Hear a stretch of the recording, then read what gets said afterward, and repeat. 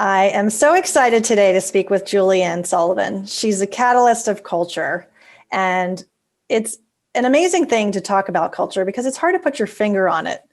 So Julie Ann, I'm really glad to have you on today because I think especially now as companies are really going through a lot of changes to talk about the topic of culture. So welcome to Succession Stories. Oh, thank you so much, Laurie. I'm really excited to be here today as well. Why don't we start by talking about you and your background? Because you didn't start out as a catalyst of culture. You started out as a CPA, right? Well, actually, before that, I had a degree. My undergraduate degree is in psychology.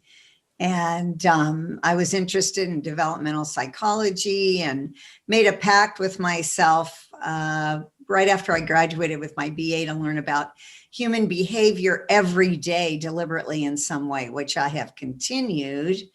Then I ran away to a ski resort for 7 years. Then when I came down off that mountain, I got my MBA in accounting and was an accountant for decades and in many, many different roles. And then I didn't want to learn any more about it. So I quit and I thought about the unique perspective I had between, understanding how functionally a business works and how well I understood human beings. And at the same time, life would have it, this new phrase came out called employee engagement. So it was a perfect path for me to follow. Yeah, absolutely. Well, that's an interesting path when you talk about paths and mountains, running a ski resort and doing all these different things and finally finding this path to employee engagement. Psychology is an interesting also beginning for you. And I think of it as, I've always thought about the psychology of business. It's what I studied undergrad and my undergrad was what I called the psychology of business, which human resource management. And my major was a major that put us into either labor relations, law, or human resource management. And so for me and working in that field, employee engagement was just part of what we did. And I've inherently, since the beginning of my career, understood the value of having people engage in their workplace. But there might be people wondering, what's the big why? Why does company culture matter? Why does employee engagement matter?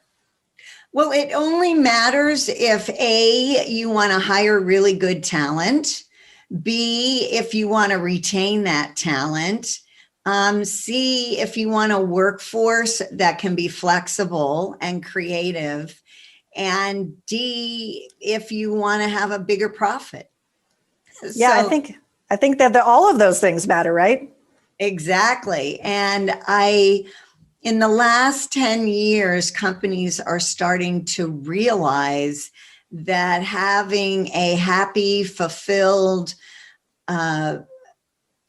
team member is better for every part of your business. And I have to mention, Laurie, right now, a lot of people are shying away from caring about culture. But as we get through this, and I won't say things are going to go back to normal because they're going to be different, but the talent pool, which has been shrinking for years, is going to shrink even more. If you think about the fact that one of the few areas that have increased through this pandemic is people starting their own businesses. And I used to say 10 years ago, there was no degree in entrepreneurship. Now you can go to school and get a degree in entrepreneurship. People have experienced running their own businesses. So talent is going to be even scarcer than it was before. And you're dealing with people who are going to say, I don't want to work somewhere where people don't care about me. And culture is a way to show your workforce that you care. Yeah, absolutely. And there's a way to quantify everything you just talked about. You can quantify the cost of retention problems. You can quantify the challenge of filling jobs in a timely fashion. You can quantify the productivity. And I think the number I might have found on your website is it's a staggering number. $50 billion annual basis. It's a big, big number if you don't address it, not to mention lawsuits if you really want to go on the other side of the coin, which Correct, is, because yeah. Engagement and culture also affects, I named 4 of them, but there's a lot, but it also affects safety and quality in a workplace. Absolutely. And how you treat each other matters, let's face it. People want to know that you care about them, and culture is a big part of that. So let's talk about purpose. I think that for a lot of companies, it starts there, where they need to define what their purpose as a company is. Why do they exist? What do they do? In your experience, how would you tie together purpose, and how does it influence a company's culture? Well, I'm not sure which comes first, the chicken or the egg, but there's a twofold purpose that I think it's the responsibility of leadership for every team member to know. Simon Sinek talks about the big why, and this is tied into that.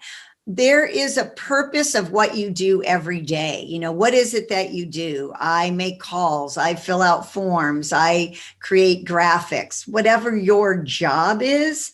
But there is a greater purpose for what the company does.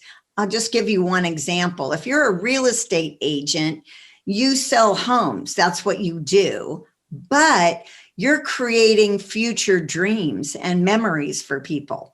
That's the bigger purpose of what you do. And when people know what that is, and there's many ways to do that in an organization, but when people do that, they have a different mindset about how they're doing their work.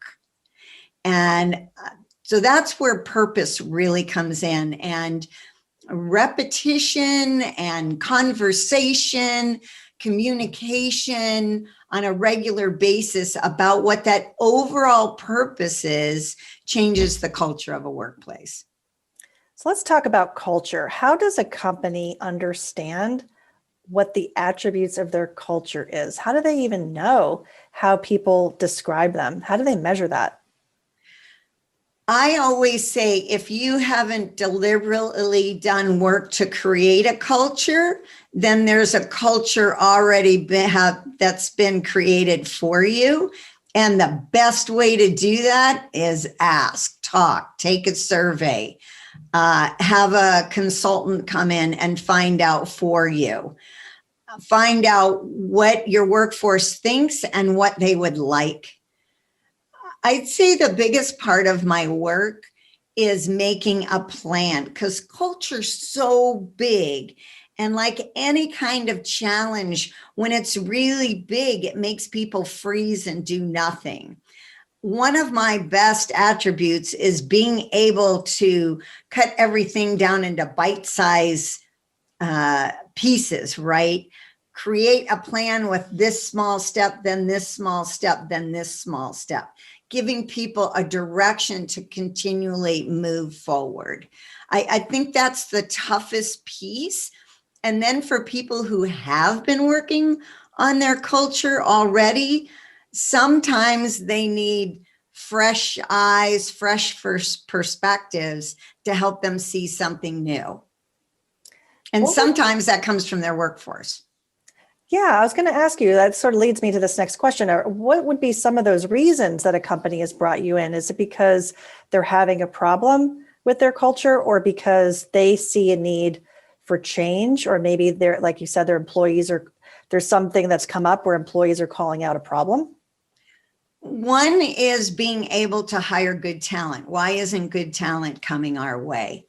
I had a company that I dealt with, and they were having that problem. And basically I said, you have all middle-aged white men on your website, and yet you have women who are in, leadership positions, and you're not showing that on your website, and you're not showing any diversity, even though you have diversity in your company. If I am a young adult now going to look and I see that, I'm not even going to apply. So that's just one small example. They may be having problems getting good talent. They may have a high turnover rate. It can't always be everybody else, right? It can't always be a generational problem, right? Right. So that may be a reason, or they may have had a change in leadership or an awakening by leadership that says, we need to work on this. We can't just have this be willy-nilly. We need to bring everyone in and create our own tribe, our own family, our own community that is our brand. Because the interesting aspect of culture is it is your brand. It's what people say at the local bar, at a restaurant when we can get back there, right? It's what people say to one another about your business. That's your brand. And that very much so comes from inside your culture. That's right, because a lot of people, if they enjoy working there, they're going to tell everybody how much they enjoy working there. They're going to foster referrals to jobs that are open. And they're business. going to, and business. They're going to drive customers there. I felt that way very strongly about a company I used to work for. I used to wear their clothing. I used to tell everybody how proud I was, how much I love the environment there. And if that's a multiplier effect, if a lot of other employees feel that way. Absolutely. And so for you, you've worked with a lot of different organizations, from global multinational corporations to smaller organizations. And as you reflect on any of those clients, what have you seen, which organization has most impressed you by the changes that they've made to their culture from a before and after story? I think I would have to say the Dwyer Group, which is now a part of Neighborly. And they had this way, they decided to come up with a set of values. And at every meeting where they had 3 or more people, they would recite them or discuss one. So think about that, every meeting with 3 or more people. And it took about a minute. This wasn't a long discussion or anything like that. They actually used to give out gift cards and t-shirts for people who could recite them with heart, is what they said. Now their revenue, when they started this program, their revenue doubled in 2 years. So that's the best example I can come up with. Was it because of that? I don't know, but did it have something to do with it? I would think so. I would think so too. How did the leadership emulate the values that they espoused in that particular company? It's really great because Mary used to say one of the values that she had a more difficult time doing well was getting back to people in a timely manner. And they had such a unique culture that people could basically come up to her, right? She was, I think, the COO at the time, and bust her for it. And she'd take it. Right? So that in itself is an amazing culture, right? Yeah, to have the courage to go up to an executive and say, right, hey, you're not living the values here, lady. Yeah, XYZ. So they emulated it by doing it. And of course, if you don't have buy-in from the C-suite and it's the same thing. You can't ask people to do something you're not willing to do yourself. Right. People see through that. More and more. The days of just come in and do your job are over. And the idea of leaving your personal life at home, which nobody ever did anyway, are over. You're dealing with a whole human being in your workforce. You're not dealing with somebody who's just doing what you want them to do. Now, are there companies out there still? Absolutely. Right. Well, I mean, for you, even you and I, for this podcast, I know the name of your dog is Joy, and she brings you joy every day. Everybody knows Joy. In fact, around my neighborhood, they go by Joy, and it's like, hey, I'm here too. They know her more than they know you. Oh, well, you had mentioned that, being authentic and having people, in this story you shared, people calling out the COO for her behaviors. That's an important aspect. What are some other behaviors, in particularly now, what are important behaviors for leaders now at this time, which is still very much in the heart of the pandemic, where a lot of companies are still remote. What can leaders do to emulate behaviors for success? I go back to the 4 attributes I found in common with the many dozens of C-suite leaders that I interviewed for my own podcast over the past several years. And number 1 on the list to me, because I'm a communications freak, was the ability to really listen. And people either know how to do that or they don't. They've never been taught how to. So many times when I do communication work, it is on listening, how to really listen. And then once you have that ability, coupled with the ability to be open to new ideas, will catapult any business, as opposed to C-suite leadership that believes they have all the answers, right? That's very short-sighted. And right, a lot of times in the C-suite, they are not actually doing XYZ. So the people who are actually doing XYZ, whatever those processes are, know better. They may not have the total answer. They may have an idea that won't work. They may have an idea that will partially work. Bill Hageman, the managing partner in Witham Smith and Brown that I interviewed, they responded to every suggestion that their employees had with either, hey, can you expand on that and tell us how that would work? Or we're going to put this on the back burner and this is why, or let's talk about that further and see how we can move forward on this. They never ignored anybody. So what did that do? Well, people gave them ideas because they felt listened to and they knew that they were open to new ideas. And the other 2 attributes, and, all of these apply all the time, but during these challenging times right now, they apply tenfold. And one is lifelong learning. These C-suite leaders were all lifelong learners, not just about their work, but about their life. And they afforded their workforce in some way to do that as well, either through stipends for them to go out and learn new skills or bringing people in to teach them new things. Sometimes, anything from a new app to knitting, right? And everything in between. And then the 4th attribute, which is super important right now, is creating safe environments, both physically and emotionally.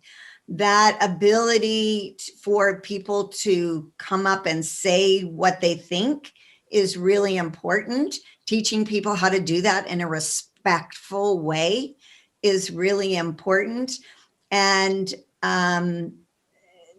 like I said, on an emotional, we all want a safe environment physically. As people come back into the office, it's not going to look the same. Are people still going to have great big offices and everybody come in? I don't think so.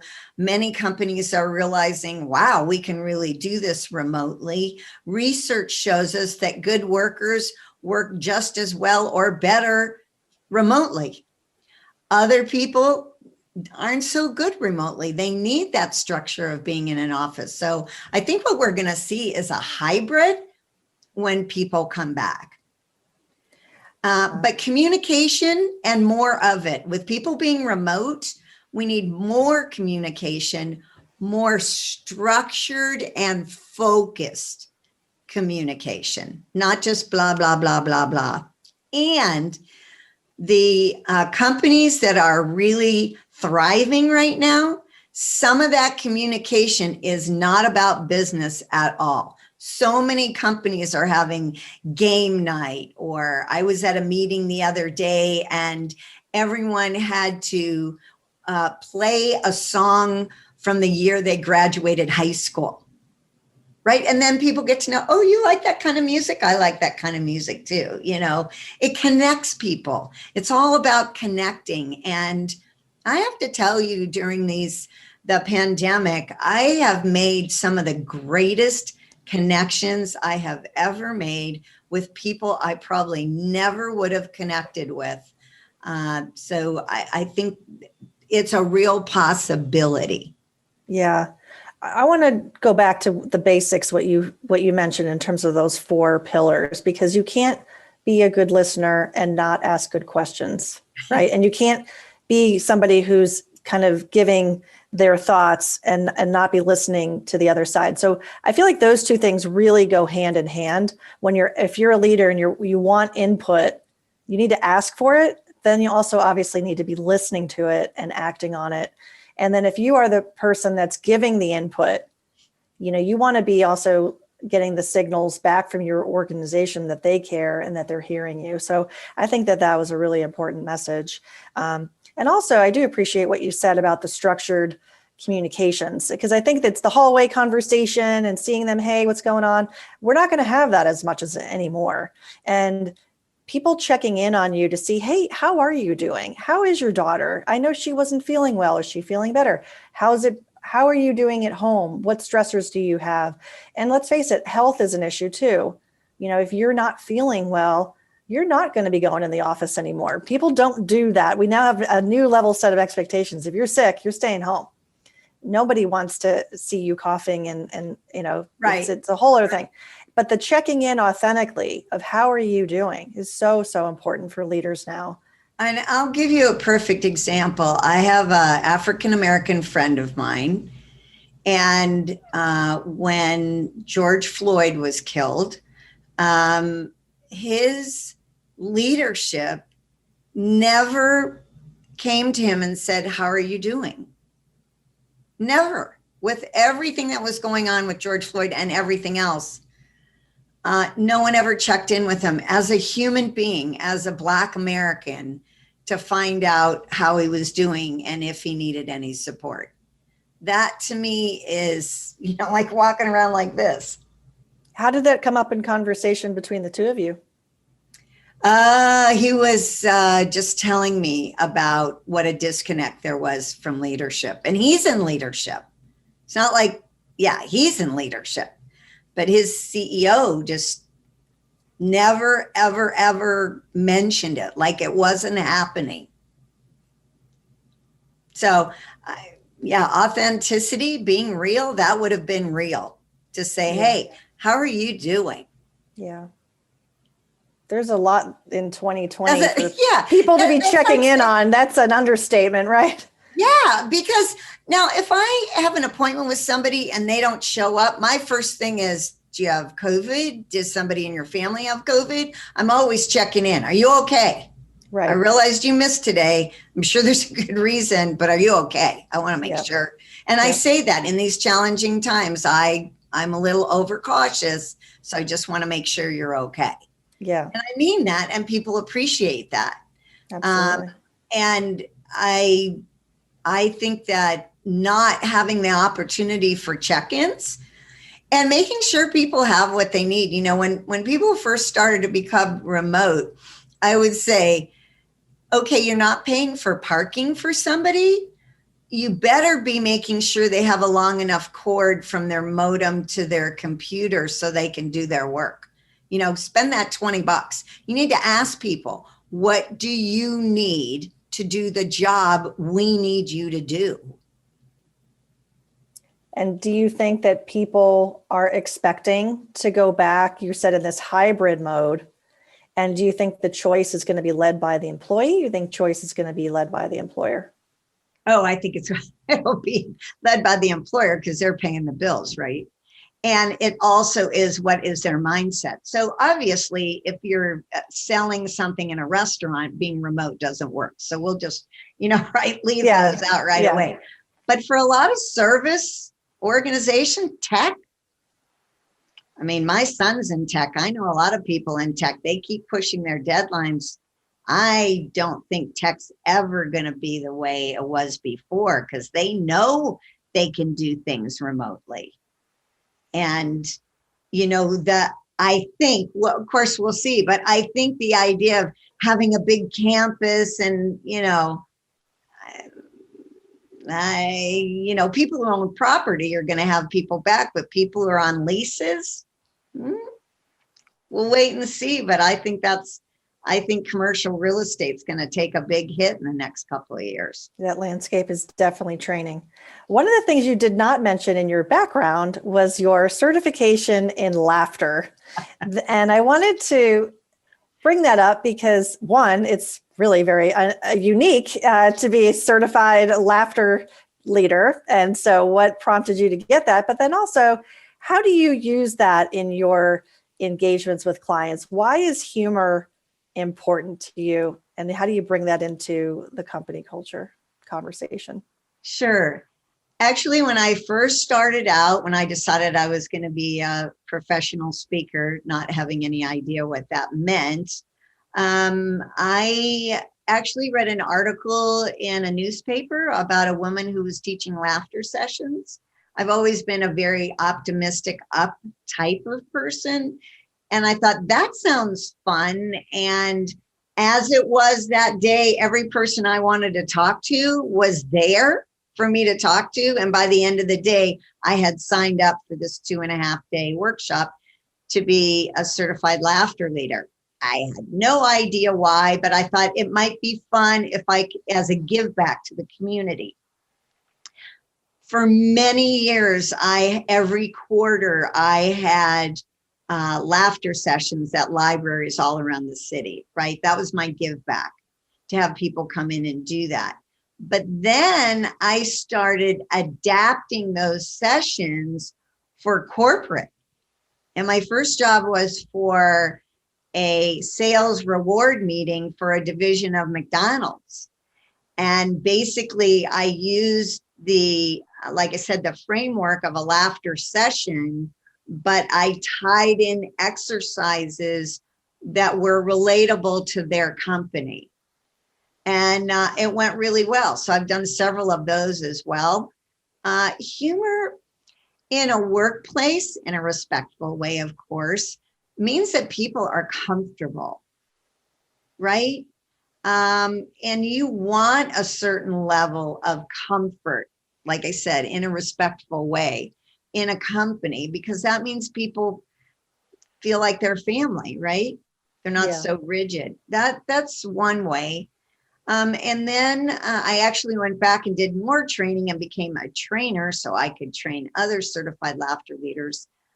But within that framework is something called good-hearted living. And Wednesdays are for gratitude. And gratitude is something I speak about all the time in all the work that I do. Because it's a mindset that changes the perspective on everything else that you do. How do you deploy that? How do you tell managers, teammates how to leverage that in a workplace culture? The easiest way, and anyone listening to this can do this themselves, is in a company, I used to say, get a space and Post-it notes, right? And have pens and have people write things they're grateful for and stick it up in this area, right? And not only did it benefit the person writing it, but it also benefited the person walking by. And some of those people realized it didn't have to be, I had a baby, it could be, I had pizza, right? And then more and more people participate. But now with Teams and Slack, I mean, there's many different ways online that you can do the same thing. You could have a gratitude channel, right? Where people just post things that they're grateful for about their workmates. And it grows. What happens is it grows. So that's one way you can do it. Another way, when it was in office, was to have like a small whiteboard, and I would write, Laurie, I so appreciated you helping me on the Brown program, whatever that was, right? And you had to keep it on your desk for a week before you passed it on. But again, that can all be done virtually now as well. I love the idea around gratitude, but you could tie that back in with any of the core values. Let's say your company has a core value around communications, great communications, or customer service. You could create a Slack channel or a virtual whiteboard or something that gets people participating and demonstrating how they are living that value. But gratitude is a great place to start. But I think we could tie it back into any of the other values too, right? Absolutely. And people, I wrote a book called A Little Bit of Gratitude Goes a Long Way, and it had 30 sections on different ways to be grateful, and then an exercise for the individual reader to write about how they were going to be grateful about that section. And it was oddball types of ideas that we don't normally take the time to think of. But I have found in my own life that, well, first of all, I wake up every day and I do a gratitude list. I'm alive is number one. I'm healthy. I'm in a bed. I have sheets. I have blankets. I have pillows. I have electricity. I have a car. It's got gas in it. I've got food in my refrigerator. I have indoor plumbing. You see where I'm going. Yeah. I go through all of these and really recognize them just for split seconds. This all takes about 30 seconds before I get out of bed, but it really changes my perspective on the rest of the day. I was telling somebody the other day, we're talking in December of 2020, and I know there are so many people who are seriously struggling right now that it just makes me realize how grateful, appreciative, thankful, privileged I am on a daily basis, so that when instances come into my life that aren't so exciting or happy, because I'm human and that happens, it gives me a different perspective on how to deal with that. Yeah. I like to go to bed ending my day with thinking about it. I think about what's something I was grateful for today. And that's how, right before I close my eyes, that's what I do. So I think that's a really powerful tool. Yeah, it makes I do a talk called the engagement trifecta, which is about what do you do in the morning, which few people do anything except race to work, wherever that is. What do you do at work? And then what people really ignore is what do you do at the end of your day? Because that is your setup for the next day. That's right. That's right. I love that. So the trifecta gives people a framework of how to approach their days. Yep. So last thing I want to ask you, I do ask people if they have a favorite quote or mantra about leadership or entrepreneurship. And I suspect that you have many, but if you had to pick one, Julie Ann, which one would you pick?